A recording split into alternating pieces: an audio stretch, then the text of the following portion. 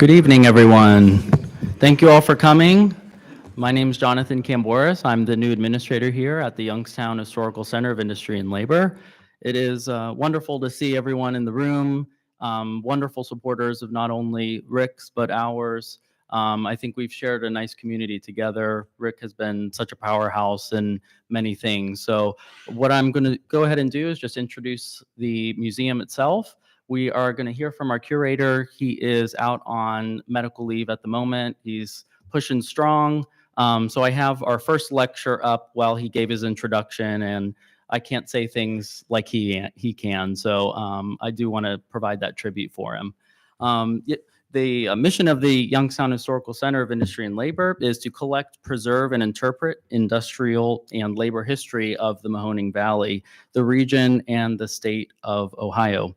Our vision is to keep history alive, relevant, and interesting.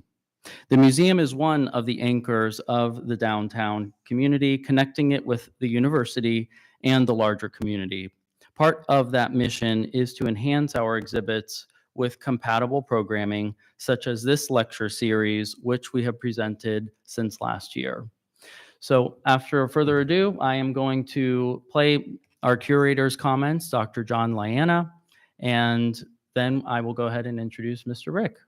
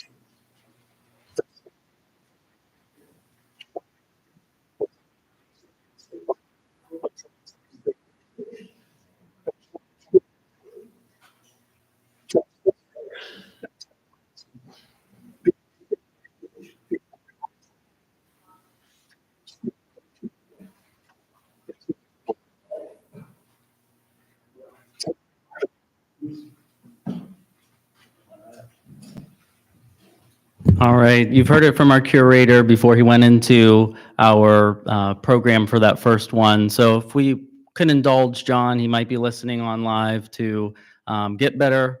If you wouldn't mind giving him a round of applause for his hard work and dedication. Tonight, Rick Rowlands, a passionate man of Hubbard, Ohio, he's been a pillar here for quite some time.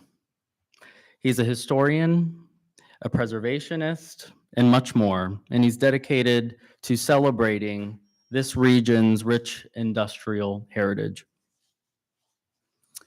He has played a pivotal role in preserving and promoting the legacy of steel and labor in the Mahoning Valley.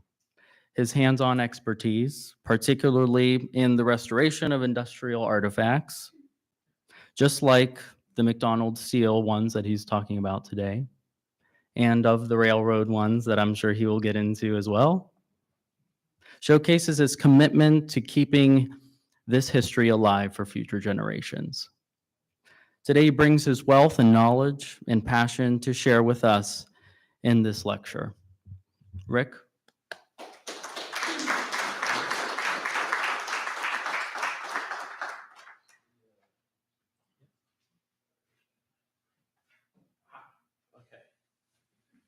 So, hello everyone. Some of you volunteer with Youngstown Steel Heritage, others I recognize you from McDonald Steel, and some others I haven't met yet. But as I say, I'm Rick Rowlands. I'm the Executive Director, Chief Mechanical Officer, President, Benevolent Dictator, whatever you want to call it, of okay, somebody has a problem with that. Youngstown Steel Heritage is an organization I started, oh good Lord, when I was in graduating high school, 1992. And we started out, as anybody who's 22 years old does, with dismantling and moving a 260-ton stationary steam engine. And then over the years, we've been working on preserving as much steel industry history as we can and equipment. And we have 2 acres over on Hubbard Road that we have about, I'd say about 700 tons worth of stuff on there so far. And we just keep hauling stuff in. So many of you are aware of the Todd engine. Many of you have even seen it before. That's the main exhibit over there. About 7 or 8 years ago, we decided to build a 2-foot gauge railroad, acquired 4 steam locomotives, restored 1 to run. We have another one in the midst of restoration right now.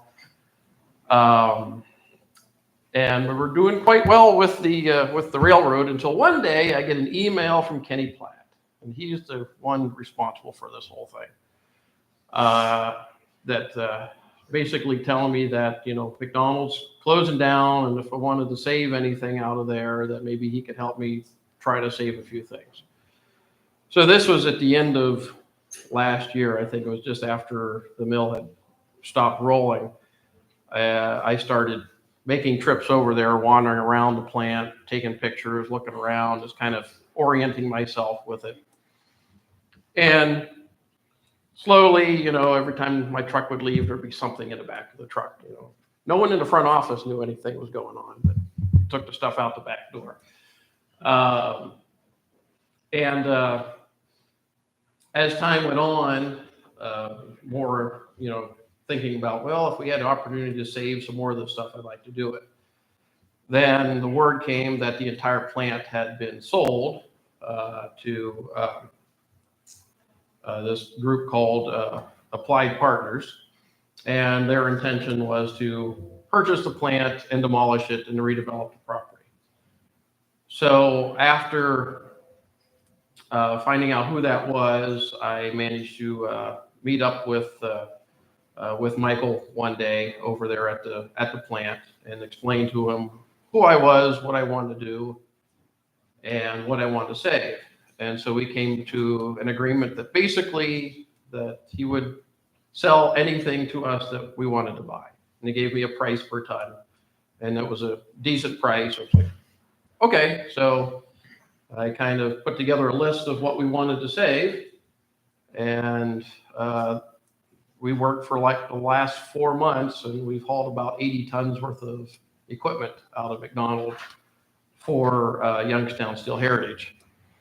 And in the meantime, also going through the plant, learning quite a bit about that plant, and I'll show you some of what we found over there.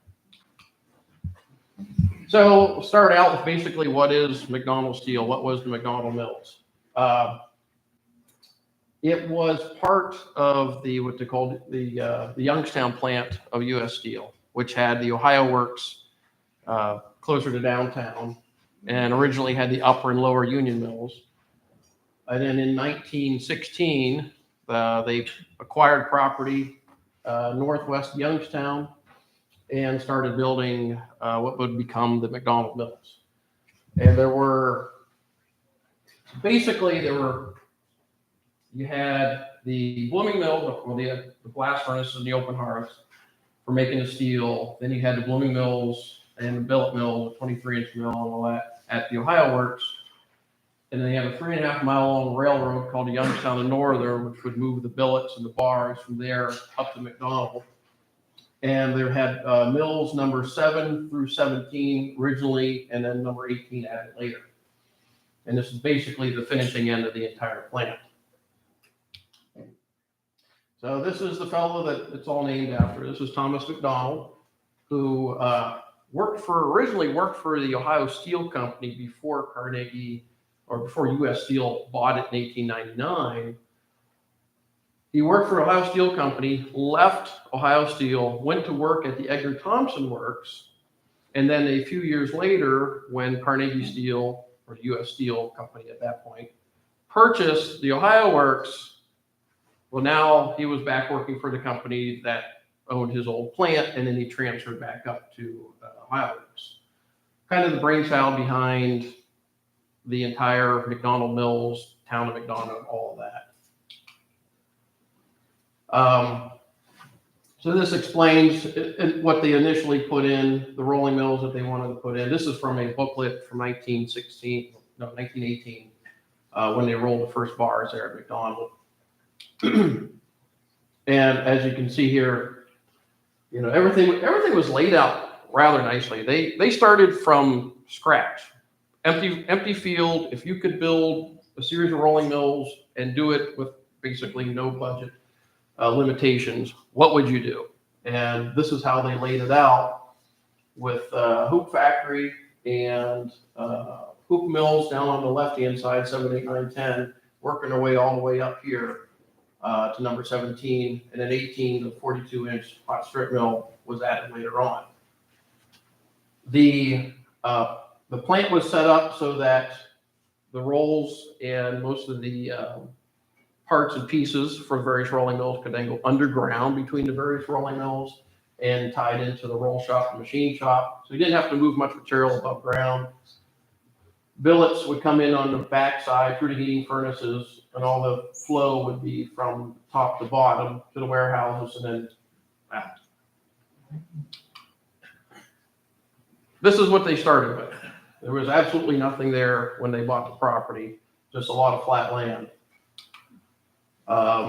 First thing they started with was doing excavating for the foundations for the buildings. The first building that was put up was the machine shop. Now, of course, you had to put a bridge in to get into the plant. This is not the bridge that is there now, although the one that's there now looks this old.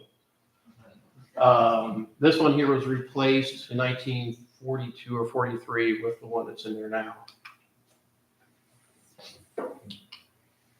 So as I said, the first building was the machine shop. This is the I guess the southwest corner, the first columns that were put up. The reason that they built the machine shop first was because instead of going to a company like United or Mesta to have the rolling mills built, they built all of it themselves. They designed it all themselves at the Ohio Works in the Works office building with their engineering staff, made the patterns down there, had the castings made. Rough castings were then taken up to the machine shop here in the machine shop at Ohio Works to be made into the finished machinery and then taken over to whichever rolling mill they were working on at the time. And you can tell because the first rolling mill started in 1918, but the last one was in 1929. So it took them 11 years to build out all the mills in the plant. So this is the machine shop as it was first built, and Glenn Kramer's office is not there yet. That wasn't added till years later. This building back here is it was a coal pulverizing plant. So they bring coal in and they fed some of the furnaces with pulverized coal. So interior view of the machine shop. You can see some of the rolls down in the bottom corner. There's a gear hanging from a crane being lowered down into the basement, into the tunnel. And then they had the tunnel system that ran under the entire plant. And there is that very same year in the previous photograph being lowered. So we'll talk a little bit about the facilities at McDonald, starting with the steel yard out back where the crane runways are at. All the billets came in from Ohio Works and were stored back there, and then heated and then passed out into the various rolling mills depending on which ones were running at the time, what they needed.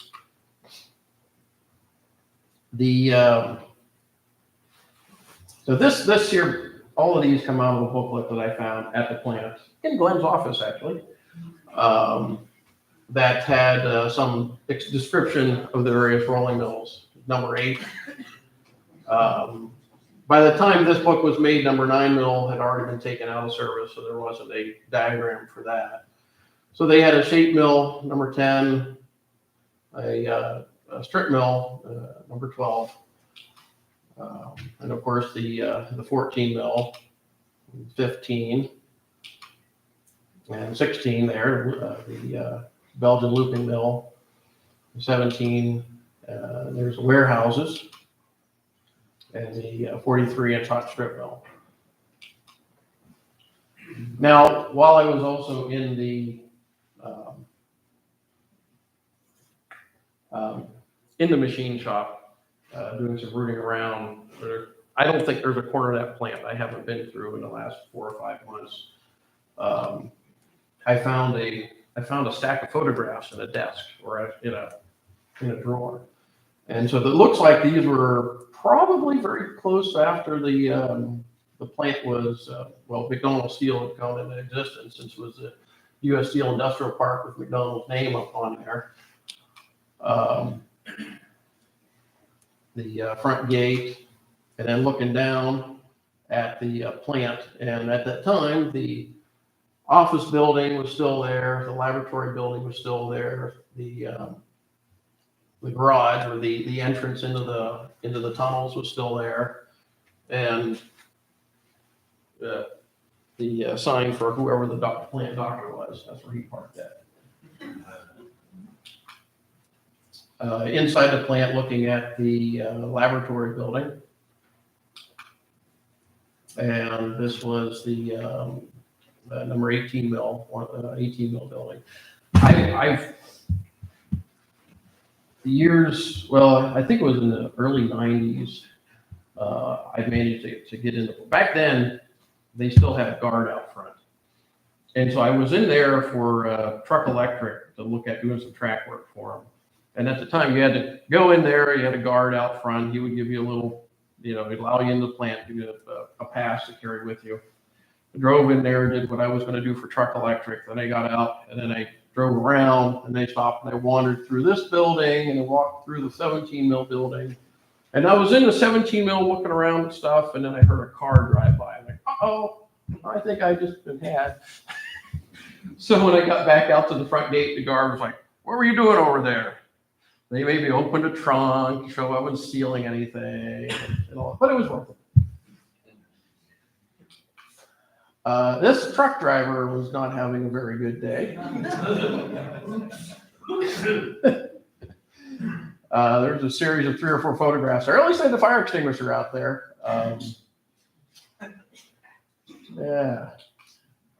And so there was also 3 or 4 photographs of the day that the blast furnaces were demolished at the Ohio Works. So kind of neat finding these photos in the collection. All right, so let's talk about the number 16 mill. We got that sign over there. It was outside the building. So in that same booklet that I have photographs from earlier, this shows a 16 mil, on the first day of operation. So there is the original heating furnace, looking nice and clean, and this is the basically standing where the heating furnace would be behind me, looking at the roughing mill stands, and then the looping stands down there on the right, and then the little building on the left was the motor house. So this photo was taken pretty close to a few days probably before the first operation, because you can see on the right there is a observation platform with a flag, a 48-star flag, for the dignitaries that came out that day to see the rolling. So many of you probably have seen the bars that they made on that first day. It said, first rolling, I think January 3rd, 1918, and they were given out as souvenirs.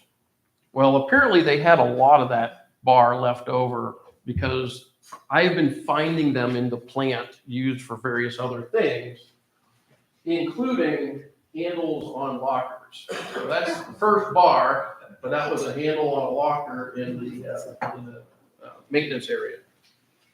There was another cabinet that had a handle on it. We took the whole cabinet. So, looking down toward the cooling bed of the 16 mil here.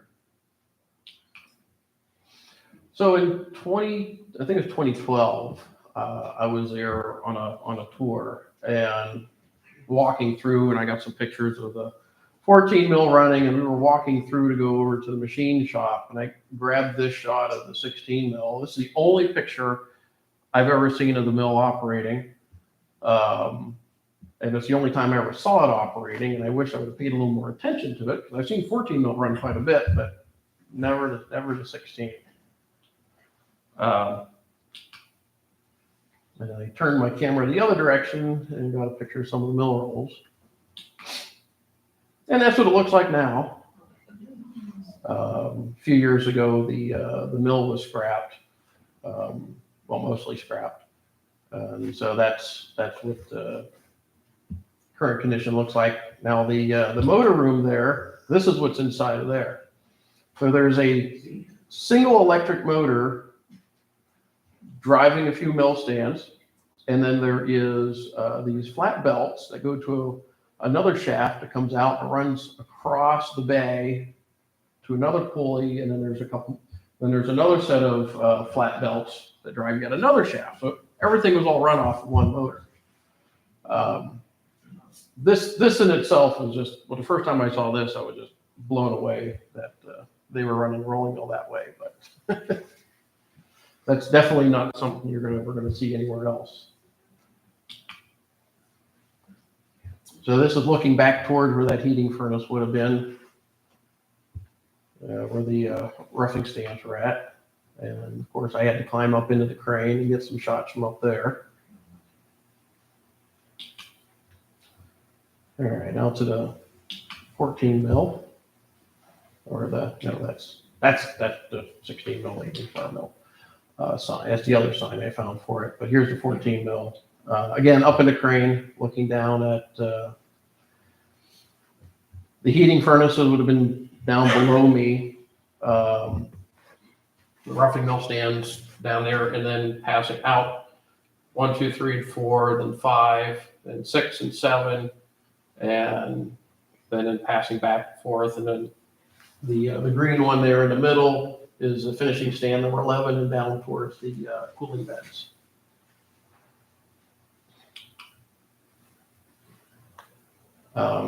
So when the first few times I was in there, of course, all the power was still on, so I was able to run around, take pictures, and take a good close look around at everything.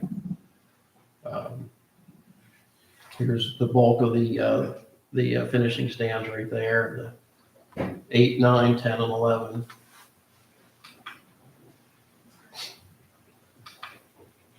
Here's a couple of photographs that I found online that actually show the mill in operation. Here's the cooling beds down at the shears at the far end of the bay.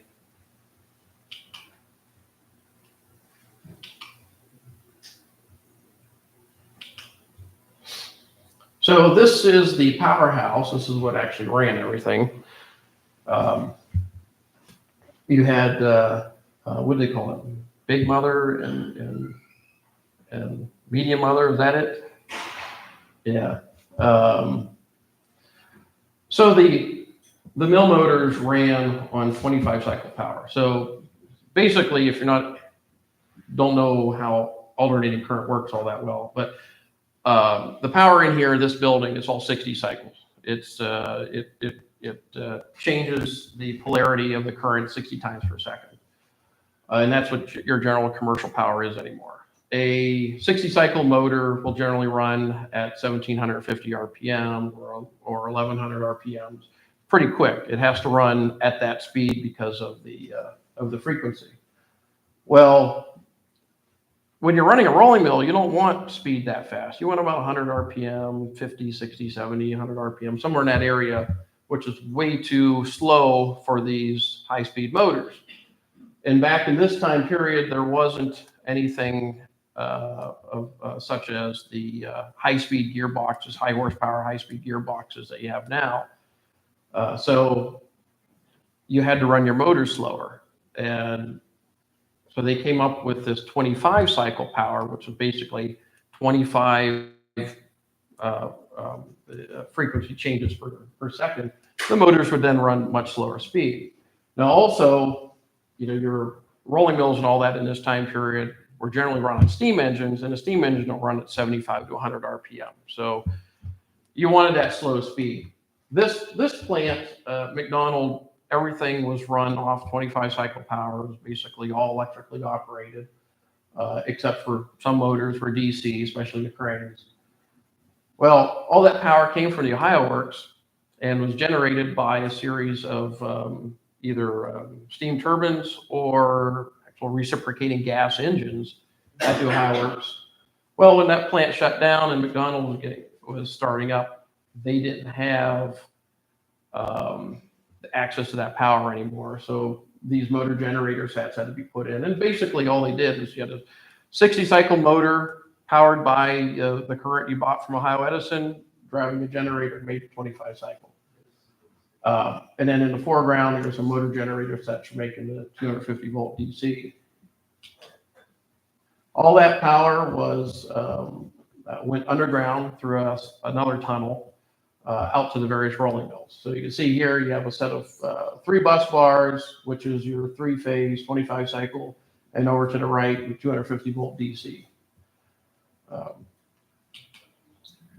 This is the main drive motor for the 14 mil. It had 2 motors. This was the big one, and then the 2 finishing stands were driven by another motor. So that brings us to this building, the machine shop. Looking at it from the opposite corner from that earlier photograph from 1918. This building here is like the Swiss Army knife of industrial building, because you could build anything in this structure. And they basically did. Because in this building, you had roll shop, machine shop, electric motor shop, Ford shop in there, there was a Babbitt shop. Just about everything was all in-house. And basically, the whole plant was built in this building and maintained in this building up until the very end. In the roll design area, there was the progress board of various sections that they were making. This had 2 of these display cabinets with sections of products that were made. Those are actually, all that stuff's now downstairs in the storage area, and eventually will be back up on display again once we get our McDonald Steel exhibit built. And then there are the boards. Many of you are aware of the boards for all the roll passes. Instead of drawing them on paper, they would draw them on wooden boards. And these are a lot more. They would handle the wear and tear of being used for consulting when you're making the mill rolls and all that. And as you can see there, they had quite a bit of them. We've saved a few. They're downstairs in the archives. I grabbed quite a few of them, and it still doesn't even look like we scratched the surface. They're still hanging in there up until they demolished that part of the plant.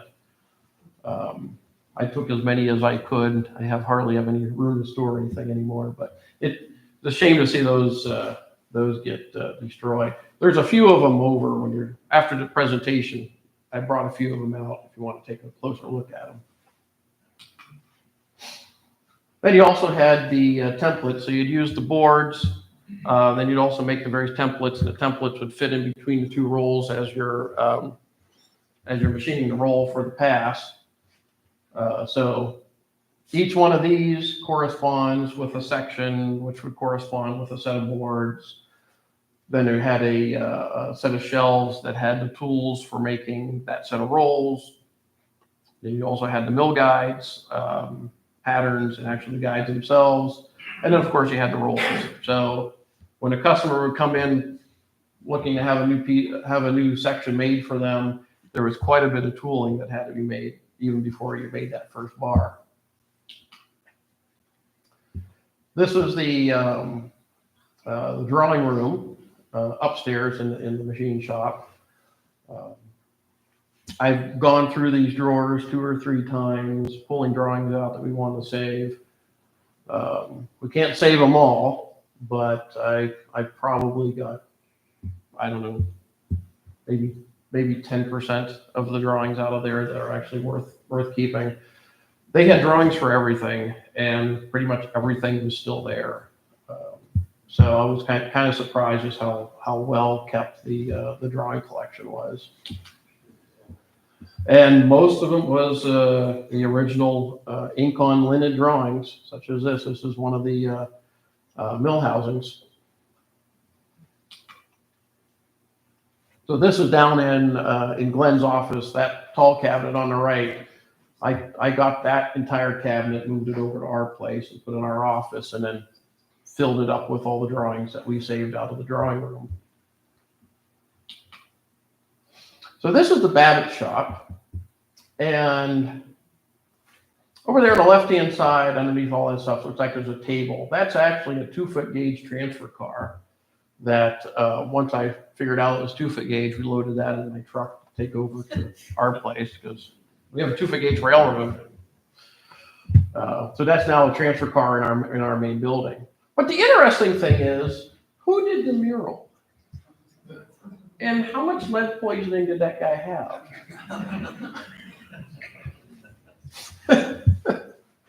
That's on a rolling door there. If I had a place to put it, I would take that whole door. That's just rather amazing. You can see there's an eagle. He's got a fish in his claws. I mean, somebody took a lot of time on that. Also, in the upstairs of the machine shop was the electric shop and motor rebuild shop. Basically, rebuild electric motors there, train controllers, just about anything. And down in the corner of the building was the wood shop. Fortunately, most of the machines in here we pulled out and they've gone to other places. So none of that stuff is going to get scrapped. Down on the first floor, under the motor shop, is the forge shop with this pneumatic forging hammer. That is also going to be coming out. That's going down to Carey Furnaces in Pittsburgh, assuming we could figure out a way to get it out of there. Yeah, it's just as heavy as it looks. And there's no easy way of grabbing onto the thing. I think when the time comes, we're going to put a hole in the wall and then come in with a big forklift or something to pick it up and get it out of there, or something. We'll figure out a way to get that thing out of there. All right, so now on to the stuff that we saved for Steel Heritage.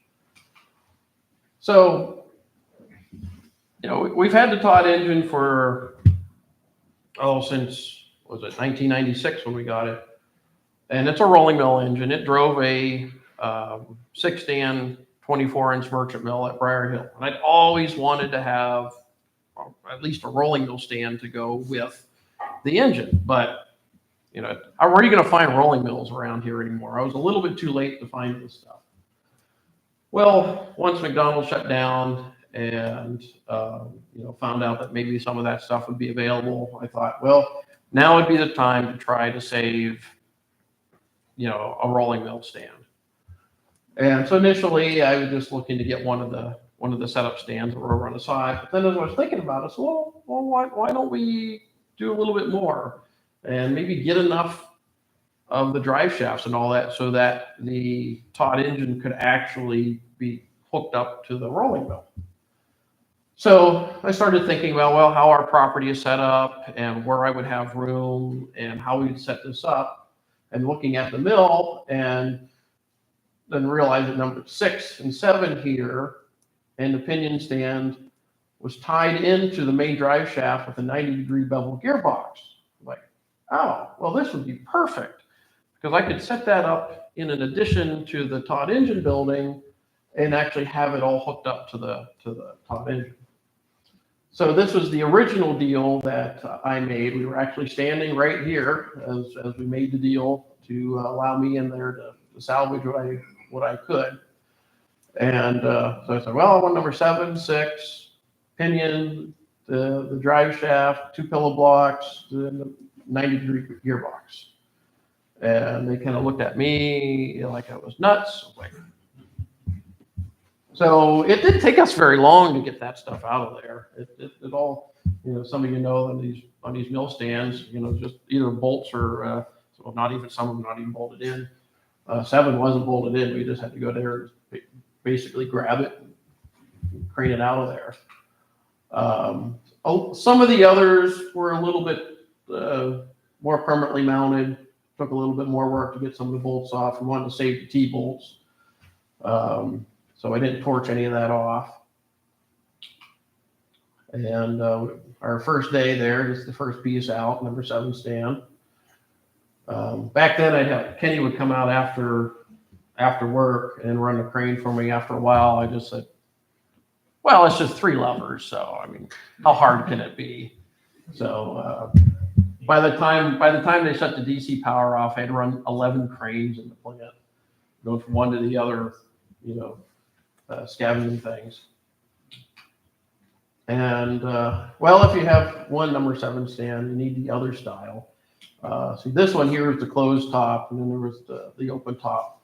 So I'll grab that one too. It's only money. There's the bevel gearbox. Once we got the cover off of it. And I don't know who this fellow is.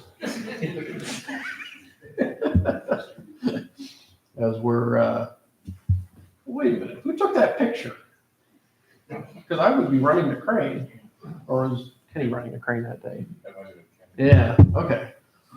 So yeah, we got the one drive shaft gearbox and over, and then I needed a little bit of this here for how we were going to couple it onto the top. So I had to torch that 10-inch shaft, and that took about an hour and an entire bottle of oxygen to get through that thing. But we ended up getting all of that out down to that point. There is there's one of our fellows from Pittsburgh, Derek, and yes, he actually is that happy. He's a crazy dude, but he said, well, I'm going to come up and help you for the day. What do you want me to do? Well, I know how much you like to get greasy, so I need to take the T-bolts out of the slots. And so this piece, the base of the right angle gearbox was stuck, and I mean stuck. We torched all the bolts all around off, and it was down about this far below grade level. So I rented a mini excavator for a week with one of those jackhammer attachments on it, and we're jackhammering, and we could not get the thing to bust free. And then it was like, okay, well, I'm going to dig a hole next to it and put a 50-ton jack underneath there, and then maybe that'll pop it free. And so we did that, got it in there, started pushing and pushing. And good Lord, this thing is still stuck. I can't believe that grout's holding that much. So finally, it broke free and came up. And then when we lifted it up like this, I found out there was another foundation bolt in the middle that I forgot, that I didn't know about.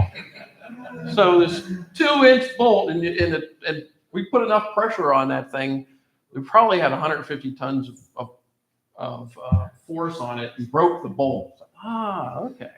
I had found the drawing for this, so I should have looked at the drawing, but no, not Rick. Just I saw the ones on the outside and didn't think there was one in the middle. So we got it out of there. So the drawing said this thing weighed 22,000 pounds, and we're buying stuff by the ton. And so I went to him, it's like, so this thing's full of concrete. Do you want me? I asked him, I said, would you mind if I just paid you by the drawing weight instead of the scale weight? Because the scale weight was 27,000 pounds. They didn't have any problem with that. And there's Bill doing something, but getting filthy dirty doing it. We just took it out and then just kind of rolled it over a couple times to get as much grease and crap out of it that we could. And it's still got a lot in it. It's over at the property now, and I'm considering jacking it up and building a wood fire underneath of it and just burning whatever we can off of it. And then when we moved it, we had another issue when we moved it. Well, it's 27,000 pounds. I didn't want to have them come out with a crane to unload it. So what we came up with was we would just load it on this beam trailer and get it out to the site and then block it up and then basically pull the trailer out from underneath it. And so some of you have seen it had been sitting up on blocks for a while. But we were able to get it unloaded onto the neighbor's property by doing it this way. And then I came over with our 20,000 pound forklift one day and grabbed a hold of it and drug it over onto our property. And I could pick up one end, throw a chain around it, and basically just kind of just drag it over on our side. It is one heavy chunk. So here we are in the mill. When we were taking the mill stands out, we took them out of 14 and we brought them over into, I think it's number 10, 11, 12. I forget which bay number that is. And stored them over there for a little while. Then we loaded the trucks to bring everything over. And then there is the two of the stands and the pinions over at our property. And that other thing there in between those two and that trailer on the left, it's a thing called a wampus. And that's the official name. I found that actually in a U.S. Steel training manual. It's called a wampus. But basically what it does, it hangs from the crane and you can go over the end of the mill roll and it will pick the roll up from the end and you can pull it out of the mill stand. So a couple people asked me and said, well, you have to save the wampus. So, okay, we got it. And there's everything after we got it unloaded, the three stands. There's the wampus. Yeah, there it is down the corner. And I actually, we went over there a little bit later on and got the last pillow block. So there it is loaded on my trailer, ready to haul it over. So we had a nighttime photo shoot a couple weeks ago, and this was one of the scenes. Completely unrealistic, but you know, we're having fun. That looks really good. You're the one who requested it. I didn't request anything. Yes, you did. Who are you? You're certainly not the person that took that picture. Anyone, that's Josh Cohen. He's our, I guess, our company photographer. Yeah. That's his photograph from the photo shoot. All right, installing the rolling mill. So now that we have all of this stuff, what are we going to do with it? Well, we're going to install it over there, powered by the Todd, and to actually operate it for demonstrations and have the ability to roll small bars using the number 7 stand. And if we have to make rolls and passes and all that, be able to do that too. So that's the basic goals of the entire project. And it's all because of this thing. This is our Todd engine and the 1892 Morgan crane that we have here. So the rolling mill is going to be installed to the right side of this wall, and there will be a 17-foot wide lean-to addition added onto the building. The rolling mill will be over in that side. So 17-foot wide. This means we're not going to have a lot of space, but we're not going to be doing what they did over at McDonald either. We're just going to be doing some small demonstrations with it. So basically, when we drew up the plans for the building, it had provisions for a side bay. So we're finally, after all these years, going to actually put the side bay on. There's the clear story that the building is designed to have. We never put on. The building is supposed to look like one of the mill buildings at Briar Hill. So if we were actually to finish it the way it's supposed to be, it would look just like the soaking pits building at Briar Hill. So we had to put a foundation in for the mill. And it turned out to be a little bit bigger than I wanted it to be. But we had to go down far enough to get to the undisturbed soil and also be far enough down to get below the frost line. Plus the top of it to set up so that when we install the mill, it all lines up with the crankshaft of the engine, which meant that we needed forms 44 inches deep. And then on Tuesday, we poured 34 yards of concrete in that hole. And all one pour.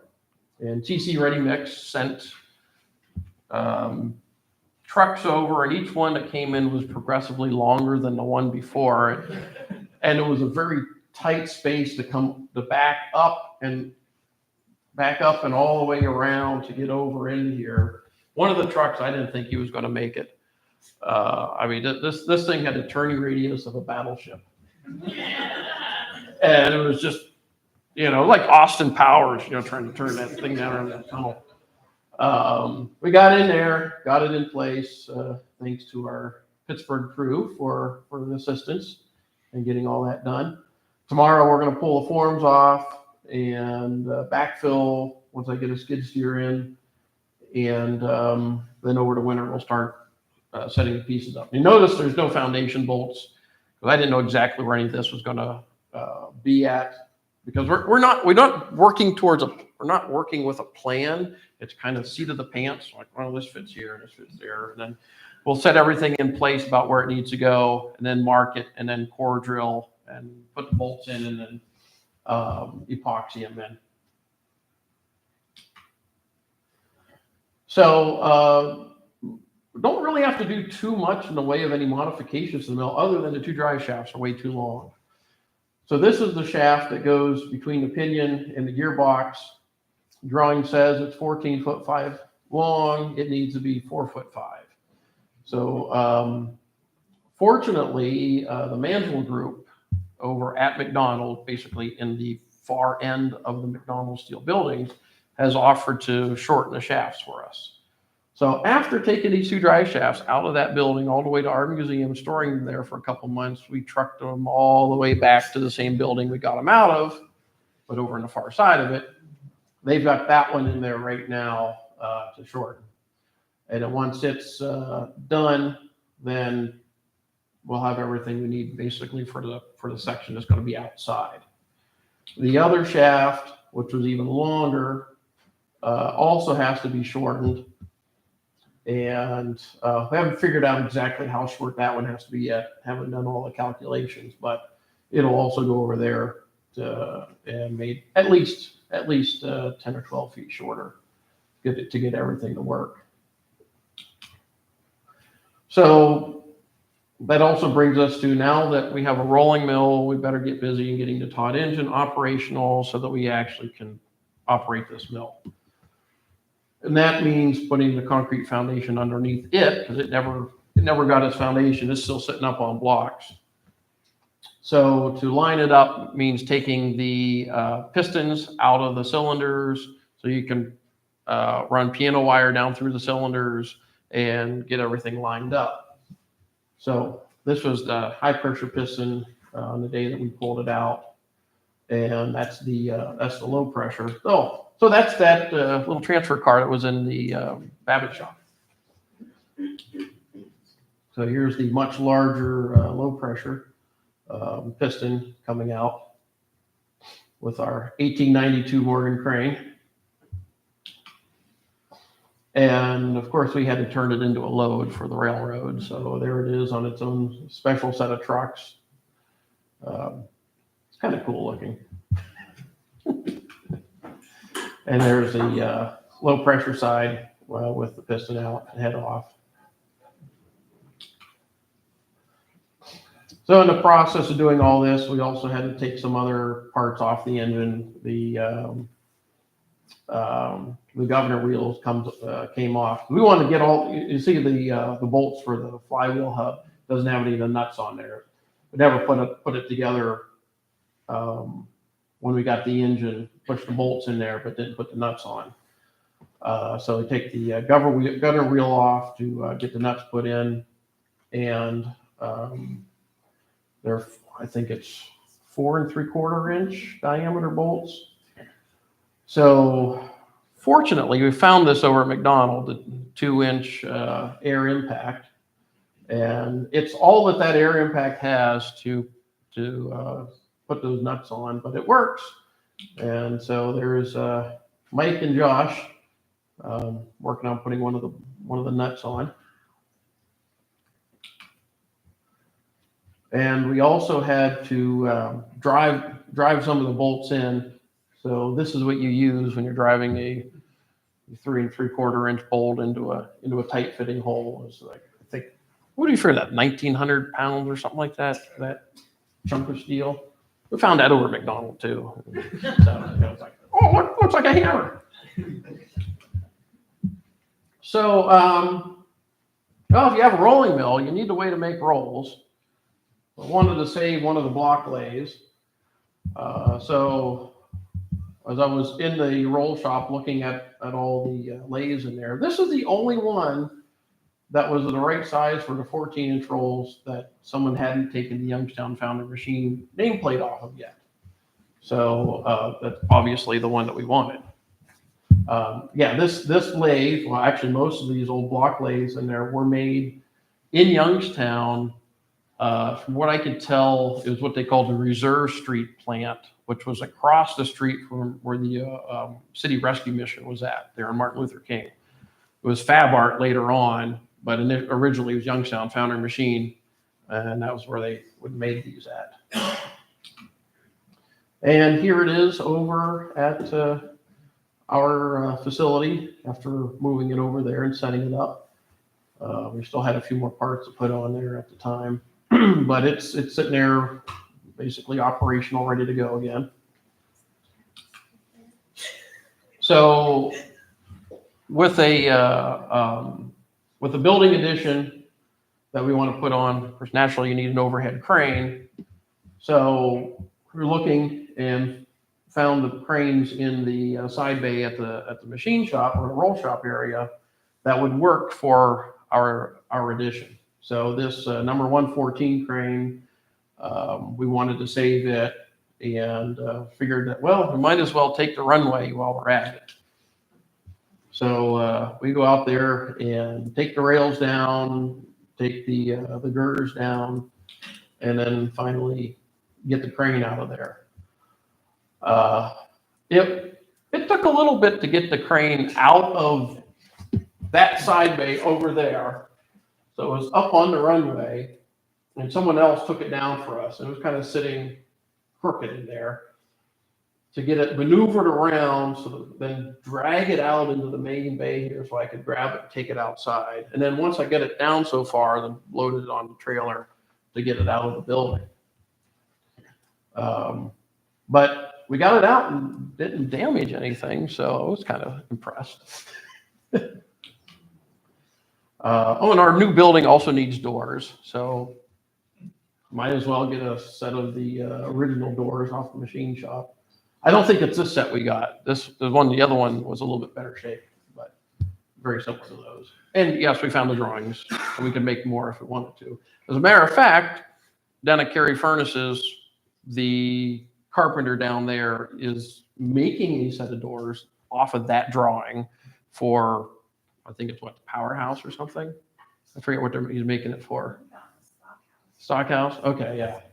Yeah, so making authentic U.S. steel designed wooden doors for Carey blast furnaces. We also got those doors from the pattern shop.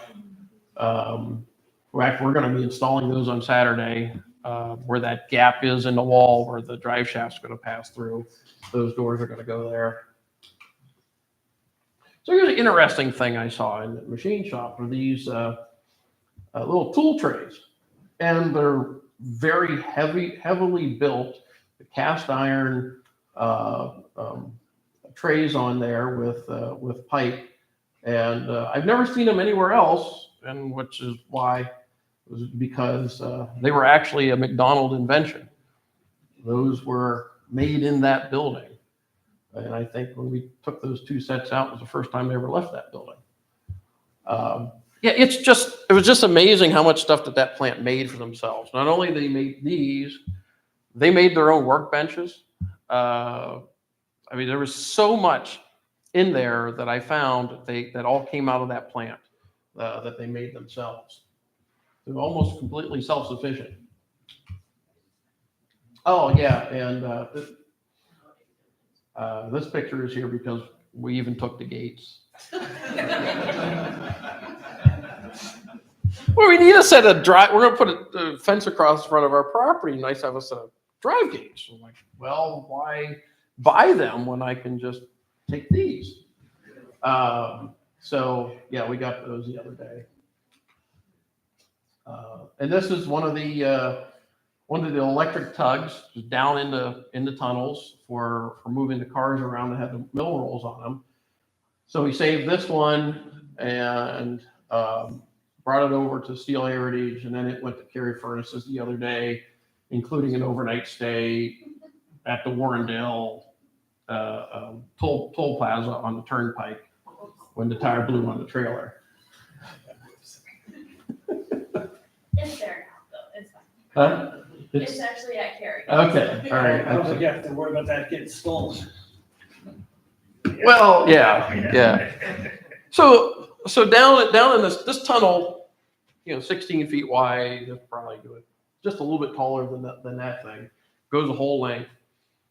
And the scrappers wanted to get all the cars. I think we figured there were 16 or 17 of these 4-wheel carts down there out. So Bob and I was like, that sounds like fun. So we'd go and found where these things were at in this little garage. And they hadn't been on charge in a while. So we put the one on charge and we come back another day and it's ready to go. And we come out with it. And so we're go down and grab one of the cars and take it over to the hole. And I go up in the crane in the machine shop there and pull it out. And we did that for all of them. We even, I think 2 or 3 of them had mill rolls on them. So we pulled those over, got those mill rolls out for them. And the fellows there, that own the place now, was like, well, why would you do that? It's like, we're having the time of our lives. We're just having fun doing this. So, and then it was like, well, we ought to save one. So we did save at least one of these. What year were they made? I don't know. Probably in the 50s sometime. So what would have been before that? There was another battery powered. They're still down there. They're very rusty, but it was Yale equipment, a little bit older, of course. So there were these transfer cars in the warehouse for moving the bars between the various bays, and they're all 3-foot gauge. So this is a group of 6 of them that being loaded up to go out to the East Broad Top. 5 of these cars are going to go into maintenance away service, and then the one that we're setting down right now, I think they're going to use that as a locomotive shop. So we're able to get those sold off, and at least it goes on to another life. And then we also saved the forklift, very weird little gas electric 48-volt forklift that. Yeah, it really is that short. It's only about yay high.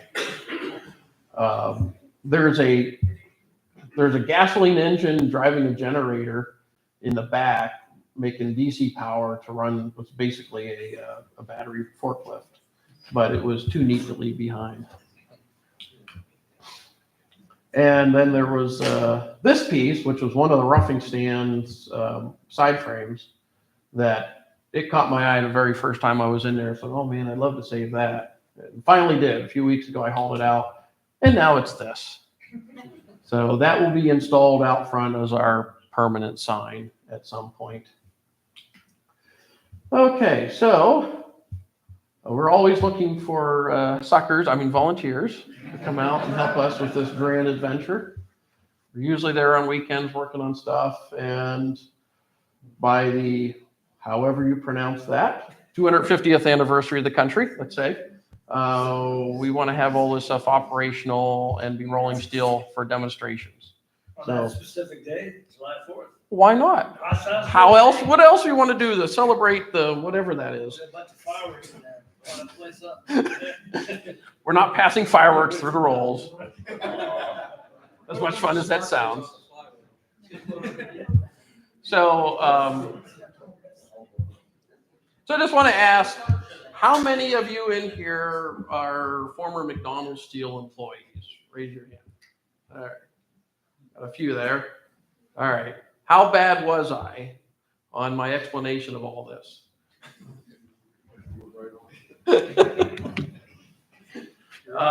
Was actually very good. Well, good, because all of this I've learned over the last 6 months, just being in the plant as much as I can, and learning as much as I could out of there. You know, when we first started this year, I didn't really plan on doing this project. But then when the opportunity became available, then we had a little extra source of income that we could, you know, pay for some of this stuff. So decided to go all in and see what we could save. So the one thing I can say is that after being there at McDonald's and seeing that plant, it was probably one of the most well-preserved 20th century steelmaking facilities in existence in the country at the time of its closing. I mean, there was so much in there that would have been there when the place was still U.S. Steel that had just been carried forward. And I think it was Dr. Leary who said it was a living history museum masquerading as an ongoing concern. And yeah, he was absolutely right about that. You know, it's sad to see the place go, but you know, we've had an opportunity here no one else in steel preservation has had.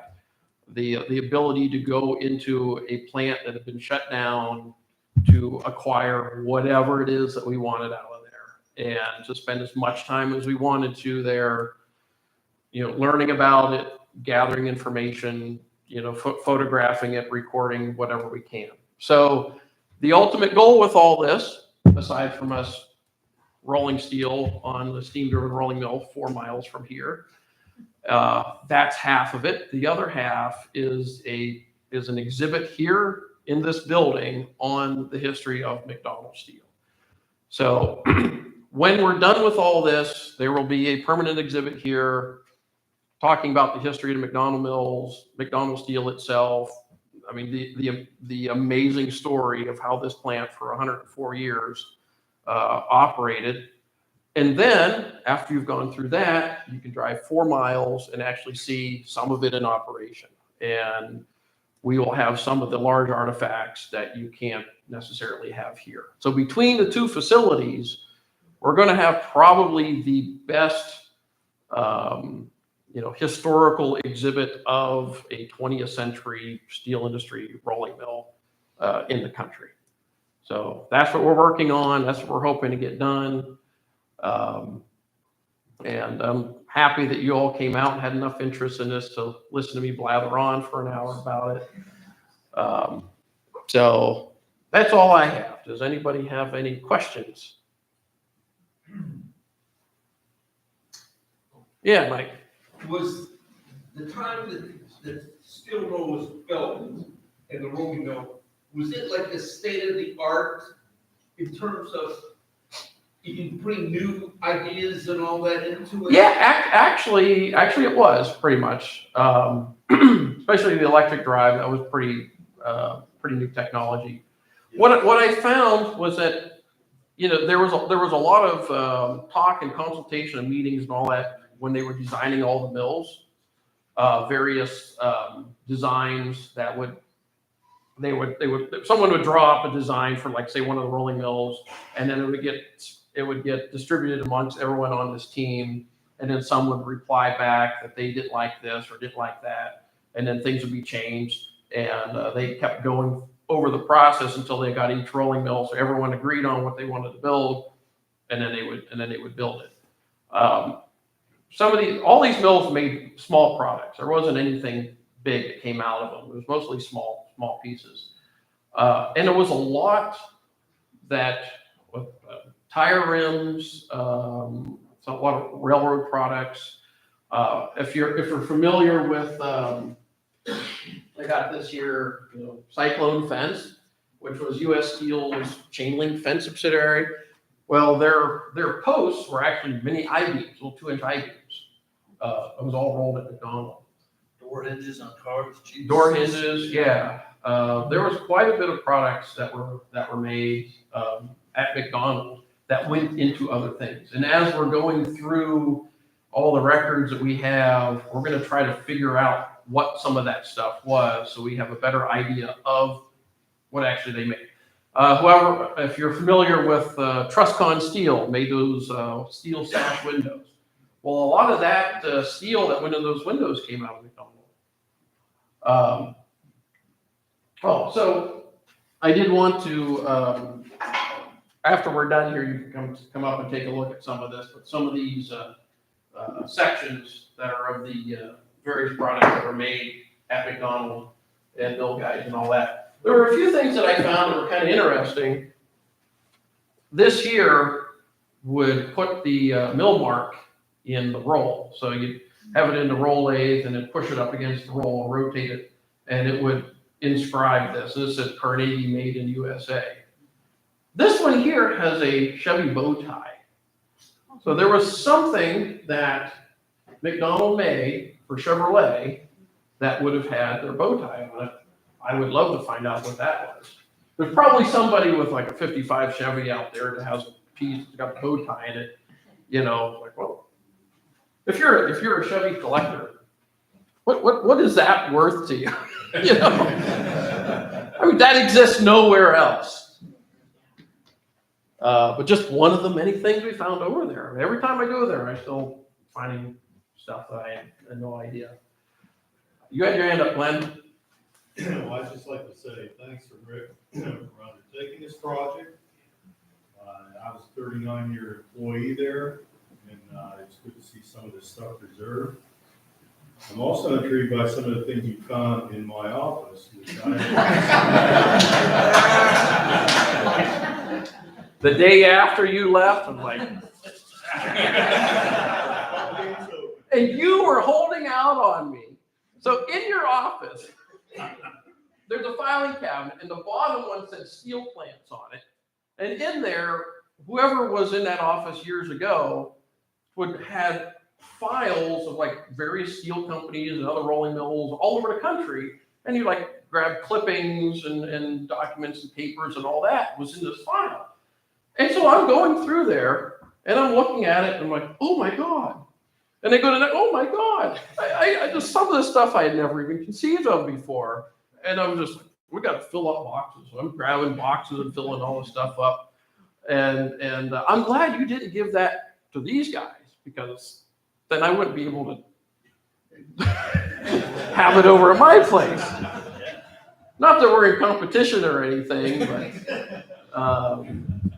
yeah, there was a lot of good stuff. And then I found the office over there in the open court where Kenny had his office, in the old original superintendent's office there. There's filing cabinets in there. And that's more of the original corporate records were in there, including like the original lease with U.S. Steel from 1980 and some of the earlier records of the plant. So not only do we have the roll design records and the product end of things, we also have some of the early financials and all that of McDonald Steel itself. And McDonald Steel, I mean, the history of that company, that was amazing. That of, when the mill shut down in the Mahoning Valley in the late 70s, early 80s, that only this company was able to be successful at getting one of the mills running again. And in those files, there's a lot of that story of the sacrifice that people made over the years to get that company going. And they took a rolling mill that had been in operation for 60 years and he added 40 more years of life to it. So, it's to be commended, everyone at McDonald, for that they were able to keep that place going for another 4 decades.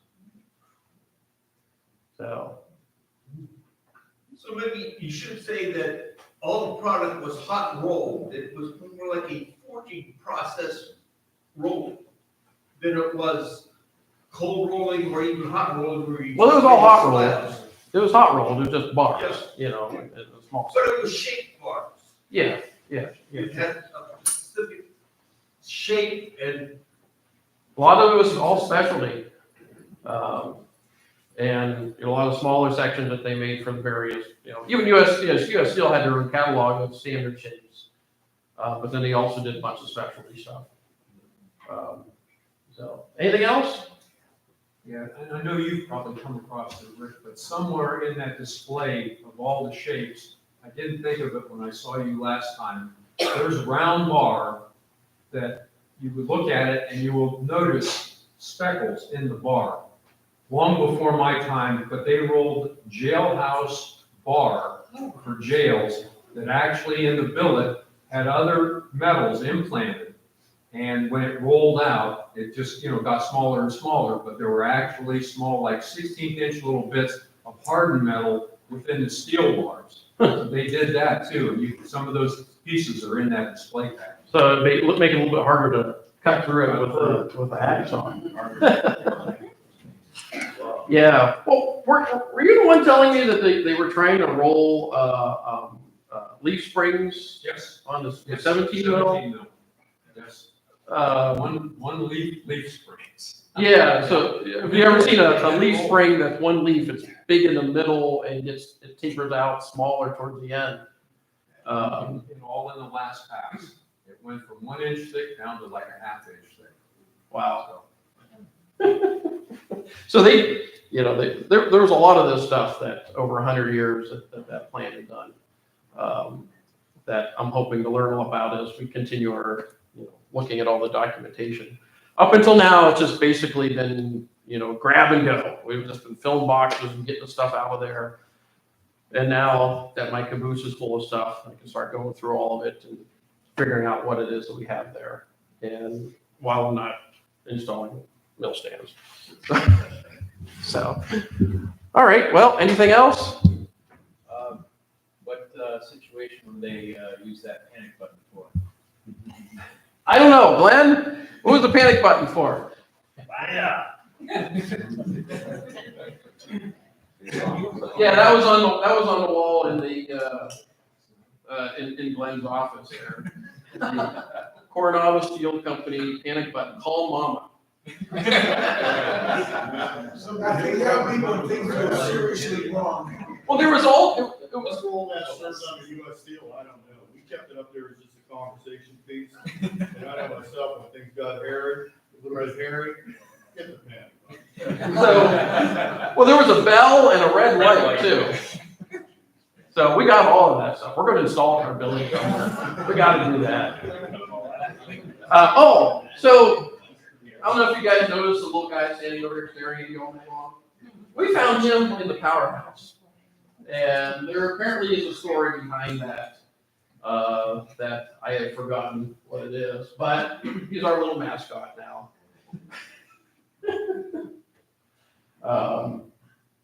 So yeah, it's been a lot of fun doing this McDonald project, and glad to have the opportunity to meet some of the people there from McDonald.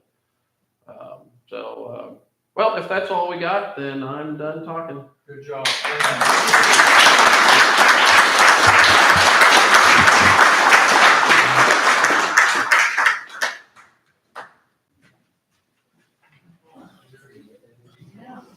You don't have to sit anymore. You can. I'd have to buy a hotel and all these people coming in.